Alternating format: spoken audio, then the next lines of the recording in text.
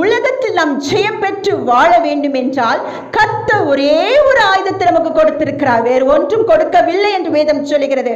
என்ன ஆயுதம் என்றால் அது எப்படிப்பட்ட ஆயுதம்? விசுவாசம் தான் அதன் ஆயுதம். ஹல்லேலூயா! விசுவாசத்தான் உலகத்தை ஜெயிக்கிற ஜெயம். பாருங்க, யுத்த களத்துக்கு போகும்பொழுது எல்லாரும் ஆயுதங்கள் கொண்டு போவார்கள். ஆயுதத்தோடு போகவில்லை என்றால் யுத்தத்தில் ஜெயிக்க முடியாது. அப்ப இந்த விசுவாசம் என்பது ஒரு ஆயுதம். அதை நாம் பெற்றுக்கொண்டு யாரிடத்தில் பெற்றுக்கொண்டு வேண்டும்? தேவனிடத்தில் பெற்றுக்கொள்ள வேண்டும். எடுத்துக்கொண்டது உலகத்தை ஜெயிக்க வேண்டும்.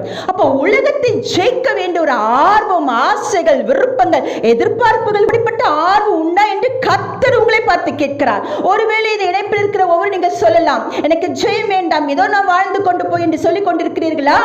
அது சாத்தானுடைய தந்திரம். வந்தோம், வாழ்ந்தோம், போகிறோம், இந்த உலகத்தில் என்ன கொண்டு வந்து என்ன கொண்டு போகிறோம் என்று நீங்க சொல்லிக் கொண்டிருக்கிறீர்களா? பாருங்க, வேதம் சொல்லுகிற